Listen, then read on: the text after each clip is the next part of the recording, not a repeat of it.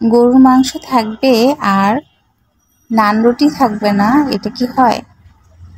বিসমিল্লাহির রহমানির রহিম। আসসালামু আলাইকুম। সবাই কেমন আছেন? আশা করি ভালো আছেন। আমি আল্লাহর রহমতে ভালো আছি। গরুর মাংস দিয়ে নান রুটি, সেটা একটা অসাধারণ মজার একটা খাবার। আর গরুর মাংস থাকবে, নান রুটি থাকবে না, সেটা কি হয়? তো নান রুটি, যেহেতু ঈদের সময় পুরা দোকান সবকিছু বন্ধ আর রাস্তা দেখেন পুরা খালি।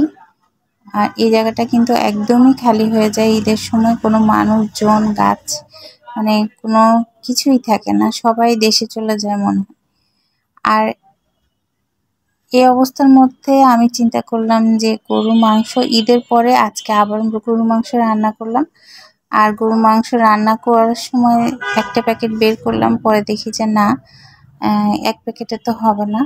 তো আরেকটা প্যাকেট বের করলাম, এটা হলো গরুর মাথার মাংস। তো মাথার মাংসের সাথে একটু নর্মাল মাংস মিলানো আছে, তো এটাই এখন রান্না করব। আর রান্নার জন্য আমি যখন বসিয়ে দিলাম, সব মশলা দিয়ে একসাথে কষিয়ে বসিয়ে দিলাম। মানে কষানোর পরে কিন্তু আমি একটু একটু করে চুলায় বসাচ্ছি আর একটু একটু মশলা দিচ্ছি, একবারে যেহেতু বসাই নেই। আর এই যে কাঁচামরিচ দিলাম, আর এখন লাস্ট আমি বাগার দিব, সিদ্ধ হয়ে গেছে। এর মধ্যে আমার ছাদে একটা মাধবীলতা ফুল ফুটেছে, ওইটা আপনাদের সাথে একটু শেয়ার করলাম। আর এই যে দেখেন পেঁয়াজ বেরেস্তার এখানে 5 ফোড়ন হলে খুবই ভালো হতো, শুধু আমার কালিজিরাটা আছে, তো কালিজিরা দিয়ে আমি বাগার দিয়ে নিলাম। গরুর গোশত বাগার দেওয়া হওয়ার পরে আমার মনে হলো যে নান রুটি ছাড়া আসলে এই একটু মাথার মাংসগুলা নান রুটি ছাড়া ভালোই লাগবে না, যেহেতু এগুলো একটু স্যুপের মতো হয়ে যায় রান্না করলে। তো এই জন্য আমি নান রুটি সাথে নান রুটি খাওয়ার জন্য মানে আমার খুবই মন চাচ্ছে। তো একটা আপুর ভিডিও দেখলাম সেদিন যে নান রুটি দিয়ে গরুর মাংস খাচ্ছে। তো এই জন্যই চিন্তা করলাম যে আসলে নান রুটি বানিয়ে ফেলি, যেহেতু আপুর ভিডিওটা আমি দেখেছি নান রুটি কিভাবে বানাতে হয়। তো ওই প্রসেসটাই ফলো করলাম, যে ময়দার সাথে একটু ইস্ট দিয়ে দিলাম, ইস্ট দিয়ে লবণ দিয়ে চিনি দিয়ে। তো আমি একটু চিনি, ইস্ট, লবণ আর হলো গরম পানি, হালকা গরম পানি দিয়ে এটা আমি আস্তে আস্তে করে একটু মথে নিব। আর একটু মথা হয়ে গেলে কিছুক্ষণ একটু রেস্টে রাখতে হবে, 10-15 মিনিট, 20 মিনিট, যতক্ষণ সময় পান হাতে। তো যেহেতু আমি সময় পাইনি, সবাই টেবিলে অলরেডি রান্না শেষ, খাওয়ার জন্য ওয়েট করছে, তো এটা আমি 10টার সময় বানাতে আসছি, রাত 10টা। আর এই যে দেখেন, এটা কিন্তু কালকে রাতের ভিডিও।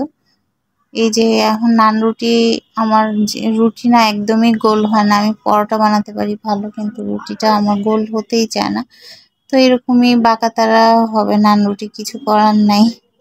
আর এই যে নান রুটি বাটার ছাড়া আসলে নান রুটি ভাজাটা মজা লাগে না, শুধু এমনি ভাজলে খেতে কেমন হবে জানি না, আমি অবশ্য ভাজিনি। তো আমি একটু বাটার দিয়ে দিয়ে ভাজলাম, যেহেতু আমরা দোকান থেকে আনলে বাটার নানগুলাই খেয়ে থাকি। তো একটু বাটার দিয়ে এক পাশ হয়ে গেলে তারপর উল্টাবো।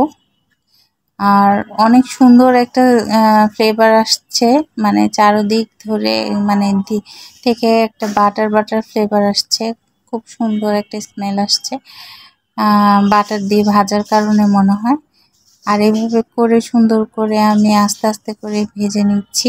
দেখতে পাচ্ছেন অনেক সুন্দর হয়েছে, খেতেও কিন্তু অনেক মজা হয়েছে। তো চিনি, লবণ, ইস্ট 1 চামচ, আর হলো একটু সয়াবিন তেল দিয়ে ভালো করে মেখে নিতে হবে, তারপরে এই নান রুটিটা তৈরি হয়ে যাবে। অবশ্যই এই রেসিপিটাও আপনারাও ট্রাই করবেন। এখন গরু মাংস যেহেতু সবার বাসায় থাকে, নান রুটি খাবেন বেশি করে। সবাই ভালো থাকবেন, সুস্থ থাকবেন। আরও একটা নতুন ভিডিও নিয়ে আসবো। আজকের মতো কিন্তু এখানেই বিদায় নিচ্ছি। আল্লাহ হাফেজ, আসসালামু আলাইকুম।